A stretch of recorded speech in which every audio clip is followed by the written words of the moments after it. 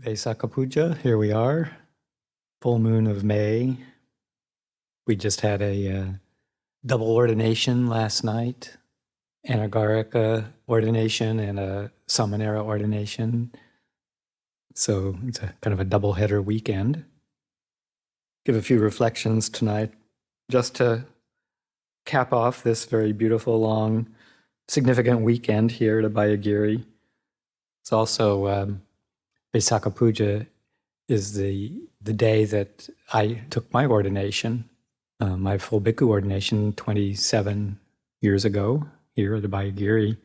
So it's a special day for me too, my birthday in a sense. And just nice to have others going forth on this same day, and it being such a auspicious day in the Buddhist list of holy days, one of three major observance days in the typical Buddhist calendar: Vaisakha Puja, Asala Puja, and Magha Puja. Thank you. I can plead that I'm functioning on not quite a full set of equipment here. I just had surgery a couple of weeks ago and am in phases of recovery. So if this comes out in bits and pieces, please excuse me.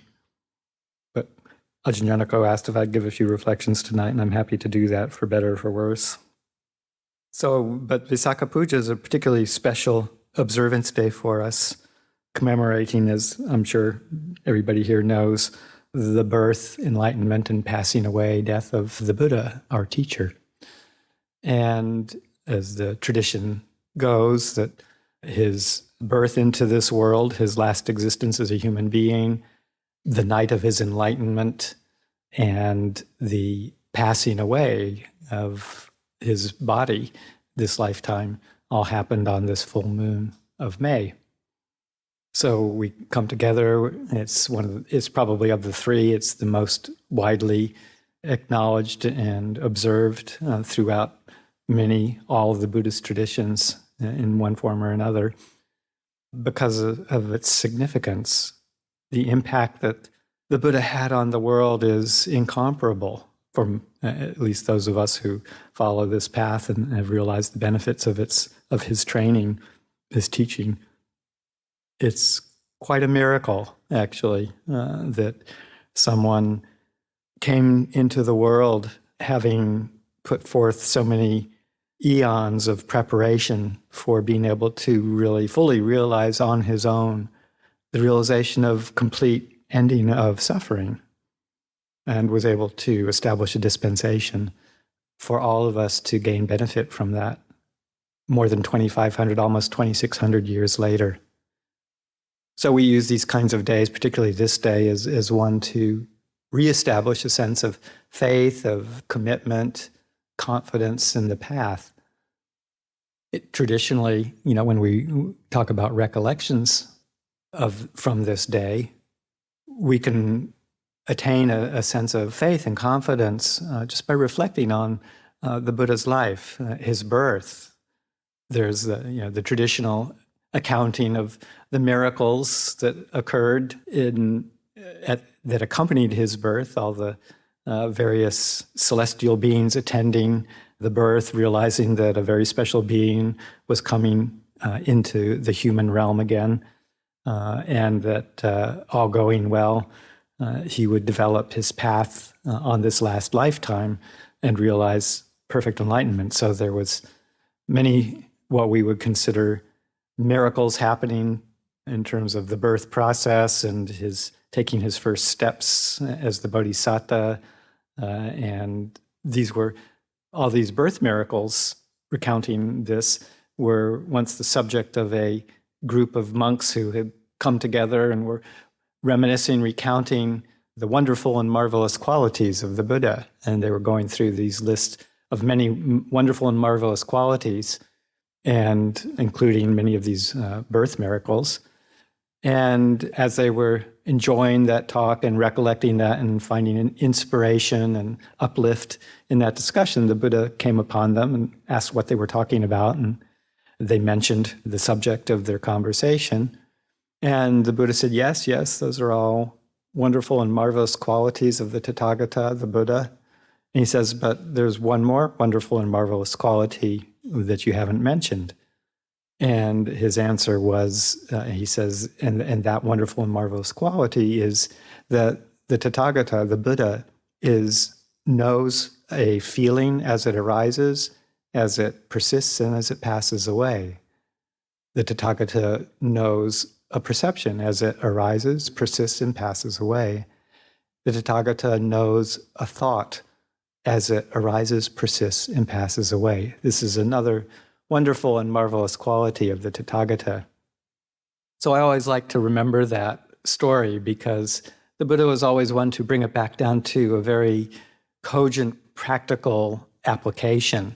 It wasn't that he was trying to discount the joy and uplift that people experienced remembering some of these other qualities, birth qualities, but he always pulled it back down to something that was quintessential to his teaching. And in fact, in other places in the canon, those same three qualities that he was described as wonderful and marvelous were his basic definition, or part of one of his definitions of sampajanya, clear knowing, clear understanding, the arising and passing of feelings, perceptions, and thoughts, and that the fact that anyone can start to contemplate that and realize that and experience that understanding for themselves.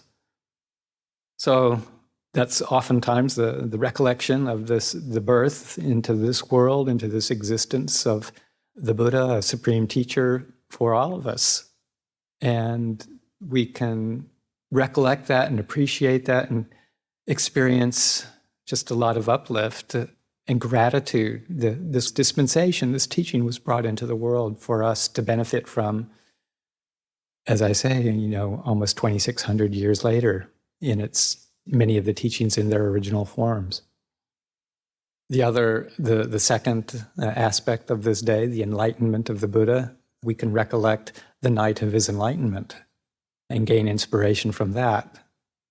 As it's often described, the enlightenment came in 3 stages. That night when the Buddha, after having been on the path, searching on his own, sometimes with teachers, sometimes more on his own, but in the very end, having realized as far as he could go from some of his teachers, some of the sublime meditation states, but realizing that he hadn't penetrated to full and complete ending of dukkha, ending of suffering, and went off on his own, made the determination on the night of his enlightenment, the full moon of May, after being practicing on his own for 6 years, now at the age of 35, he made the resolution to sit under the Bodhi tree, that he would not move until he had penetrated to full and complete understanding of the Dhamma. He must have had, in my imagination, he must have had a pretty good sense that he was on the cusp after having pursued many different practices and ideas for 6 years, and then gone off on his own, realizing that he had to finish the work on his own. But to make that kind of resolution not to move, he must have had some sense that I think that he had the capability, the potential for doing that, and just needed to basically make that final commitment, that drive, that determination to make that full realization. So he made that determination, and then as the story goes, there were 3 watches of the night. And in that first watch of the night, he examined his own personal history, what we might call his narrative, his personal narrative, because he had really perfected many of the meditation aspects, and his ability to see into past lives was quite comprehensive. Some of the details of that particular content of the night are a bit sketchy, or they're just not very complete, but I have a sense that maybe he just realized this sense of dis-ease, this sense of dukkha, and was looking for some understanding of how does this all come to be? How did this all come to happen? This suffering that he experiences in his existence, this basic unsatisfactoriness of human life, of even having the best of everything in his life as a prince and all the sensual gratifications that could be had in the human realm. How, where does the source of unsettledness, of dissatisfaction come from? And with his ability to see into his innumerable past lives, I think as the story goes anyway, he just reviewed as far back as he could possibly go, eons and eons of existence, of many past lives and different states of being, just examining, seeing his own trajectory. And he was never able to find a discoverable beginning to this. That's the way that it's phrased in the suttas sometimes, from an undiscoverable beginning, beings and the Buddha himself wandering through samsara, obstructed by ignorance and hindered by craving, fettered by craving. Undiscoverable beginning. And he was able to go back eons and eons and eons of time and never find an origin.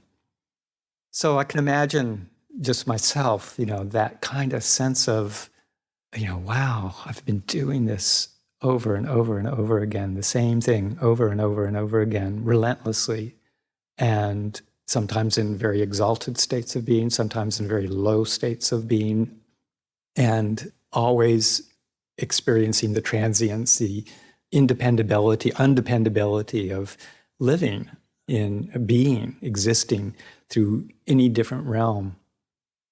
So, the sense of awe of the nature of his trajectory, as far back as he could go, a very strong, must have been an incredible emotional realization.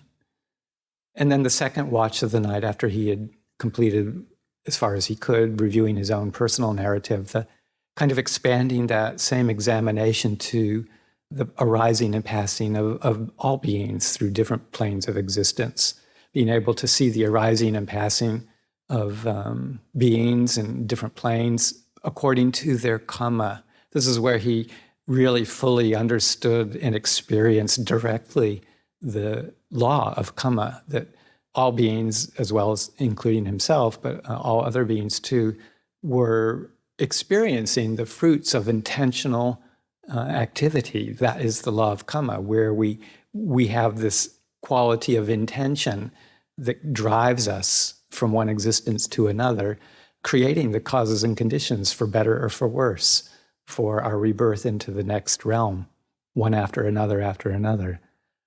So the law of karma became very clear to him then, as well as the cycles, the continuing cycles of birth and death that relentlessly passed on for all beings.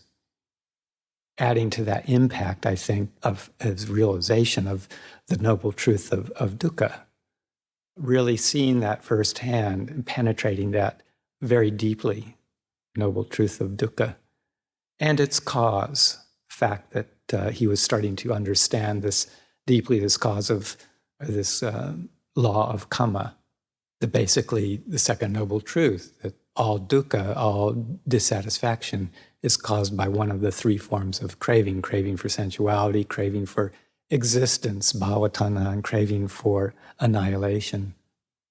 So that's the second watch of his night. And you can tell, these were based on his meditative powers, but the impact, the actual story is one of this incredible sense of motivation based on a deep penetration of the truth of dukkha. And then, of course, the final watch of the night, on the night of his enlightenment, where he was able to see fully, experience deeply how to relinquish the causes of dukkha, that very craving. I can only imagine that the impact, the effect on his heart of having seen how all of this suffering comes into existence, the causes and conditions leading to it, and the repetition, the relentlessness of it, gave rise to this sense of disenchantment. He'd seen through the illusion of the realm of the senses, the illusion of this craving to be, this craving to exist in the ways that we think of that. He became disenchanted. The enchantment was removed, leading to this very strong sense of dispassion for the ways of the world. Through clear knowing and seeing, jnana dasana, he was able to penetrate deeply the transience of the world and what it offered, the transience of this drive to always seek fresh delight in existence, and realized that it was never ending. And he was able to relinquish, to let go of that particular drive and open up to what we call the unconditioned. The ending of the asavas was this third stage of enlightenment, or third stage on the night of enlightenment, the third watch. The ending of the outflows of movement towards sensuality, towards the outflow towards becoming, just pure becoming energy, being, existence, and the outflow of ignorance, not seeing clearly the arising and passing of all conditioned phenomena. All of those were ended. The ending of the asavas happened in that third watch, and he fully penetrated and realized that he had been following and completed the Eightfold Path, all the aspects of the Eightfold Path, to the full, not just the mundane realization of the Four Noble Truths, but the transcendent realization, where he fully and deeply saw the cause of dukkha, dukkha, the cause of dukkha, the path leading to the ending of it, and fully realizing the ending of dukkha. So this is typically what we can contemplate on Vaisakha Puja, this aspect of his birth, his enlightenment, and then his passing away. And realizing that, I think the inspiring thing to me in the story of his passing away is more the recollection that the Buddha was a human being too. He wasn't a god. He wasn't anything that he, claimed was a, superior form of any particular kind of celestial attainment or a supreme perfect God. He was a human being, and all human beings pass away at some point. And the thing that, to me, that's inspiring about that is that is a statement that we're all in this same condition. We all have the same potential. Maybe we don't have the eons of parami, of perfections, to become a fully enlightened Buddha, and we don't need to, thankfully, because we've got the Buddha's dispensation that marks a clear trajectory for us if we decide to take up the path. But because we are human beings, just as the Buddha was a human being, with flesh and blood body and a mind that followed certain patterns, but had the same potential, the same capability of understanding the path and fully realizing that, and that we have that capability in this very lifetime. It's not easy, but the Buddha basically was there demonstrating through his humanity, his being just a human being, a perfected human being, but in that human form, and that this is the most auspicious form of birth for us to be able to follow that path that the Buddha laid out. So these are some of the traditional reflections that we can engage in and find inspiration from on this day of Vaisakha Puja, the Buddha's birth, enlightenment, and passing away. There's also, I think, on a more day-to-day level that I think that we can apply this reflection to, and that is on a more symbolic level, perhaps, the quality of birth, and that, sometimes we think of as birth as dukkha, which it is in a literal sense, but there's also the potential for bringing into being many, many special qualities that we need to develop along the path. We've been talking a lot, Ajahn Yanako has been really emphasizing the importance of the development of virtue and gratitude and many of the qualities, the paramis, similar along the lines of what the Buddha developed over many eons, that we also work towards developing, giving birth, in a sense, to the qualities of generosity, of kindness, the reflections on gratitude and the wish to repay that, the qualities of loving kindness, the qualities of discernment, the qualities of patience, all the different qualities that we need to bring into being as part of our mind training, as part of our heart training on this path. So this is, in a sense, one of the positive aspects of becoming. We can't completely relinquish and let go and dissolve into nibbana before we really develop a full set of foundational qualities. So it's what Ajahn Jeff refers to as the paradox of becoming, to let go of the full rebirth urge to exist, that final relinquishment of all forms of becoming. We actually have to engage in a lot of becoming along skillful lines to make that possible. We can't just do it through the wish to not exist anymore. So birth, we can celebrate the fact that we can bring into being, we can bring into birth all of these skillful, supportive qualities that not only prepare us for the final relinquishment, if we take the path so far, or at least have some experience, taste of it, but also delight in the qualities in and of themselves as we develop them. They feel good. It naturally feels good to be generous, to act kindly, to follow moral precepts, to not harm other beings in any way, to be straightforward and honest.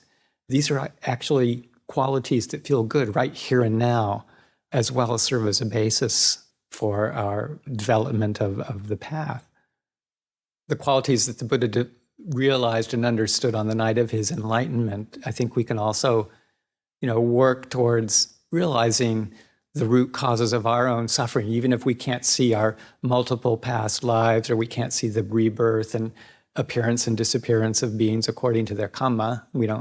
I would suspect that most of us, if not all of us, don't have that ability. We can reflect right here and now on the dukkha in our own lives and use that as our motivation. We can experience the truth of how our wanting, our craving for sensuality, our craving for existence, our craving for just any kind of experience, to quell the boredom, to quell the different moods that we feel, the different waves of irritation and anger and confusion and anxiety and fear. This is our direct experience of dukkha. And for us to be able to take the time, take the opportunity to own up to that, to really look at that. This is our first and second watch of the night, in a sense, and to see that we're not alone. That's maybe our second watch of the night, is seeing that we're not alone. Other people are experiencing these difficulties as well, and that we have a collective ability to help each other and work with each other to understand it, and to, again, own up to it and to look at it honestly and without fear, and to say, okay, well, I've suffered. Haven't I suffered long enough? Haven't I done this long enough? Isn't there another way, something that will bring me a longer sense of contentment, longer lasting sense of contentment? And then to be willing to walk that path, to open up to some difficult mind states, to see where it is, that we keep on making the same errors over and over again, and to be willing to realize and acknowledge that we can't do it on our own, that we need the help of the other beings around us to do that too. We may think that we should be able to do it on our own, and we have our opinions and our views about the path and our certainty maybe about the way that we're approaching it. But unless we're really open to the feedback and the presence of other people who are also walking the path, it's very likely that we'll just get caught in our own delusions. So the first watch of our night, symbolically, is realizing and understanding the enormity of our dukkha and the fact that there's causes and conditions for that, and the realization that other people are in the same boat, and that we just need to jump in and help each other to understand that. And that the final watch of our night on a daily basis is that really taking to heart the importance of letting go, of relinquishment, and realizing that the ways that we've generally been seeing the world, understanding the world, are what we need to work towards letting go of, so that we can open up to a greater truth, a greater sense of freedom, one that's long-lasting. And then symbolically, maybe on a more personal level, the death. What is we talk about the death of the Buddha, the parinibbana, the final passing of his body, of his khanda's body and mind into parinibbana. And really what we're talking about is the death of dukkha, nirodha, cessation, dukkha, nirodha, the cessation of dukkha. And that our enlightenment, our birth into good qualities, skillful qualities, our relinquishment of the unskillful qualities that keep us bound in samsara, all lead to this dukkha nirodha. In remembering Sariputta's inspired utterance of Nibbana is the cessation of dukkha. Nibbana is the dukkha nirodha, essentially. The cessation of becoming. And that all forms of wanting to have sensual pleasures, all forms of wanting to just be existent, and even subtle forms of wanting to annihilate and get rid of all the unpleasant. Nibbana is the cessation of that particular force, the cessation of becoming especially. So death, a sense, the death of dukkha is what we can recollect as the potential for our practice. The Buddha really encouraged us to take it as far as we can go. He didn't say, stop at just a minimal amount of stress reduction or doing a few good things to help people. All of these are part of the path, but we've been exposed to the teachings. We have the potential for full and complete realization. And as we've been admonished by many of our teachers, don't settle for mere happiness. There is a potential here for complete happiness. And if we just recollect and use the traditional recollections from the night of the Buddha's enlightenment, from the events of his birth, the potentials that he brought into the world for all of us, and the fact that he was a human being, just like we are, to give us that inspiration that we too can follow a path to the complete ending of dukkha. So that's what I think of the night of enlightenment, Visakha Puja, all these qualities that come forth that we can recollect to serve as an inspiration to keep on the path. So I'll leave it there for a few reflections tonight.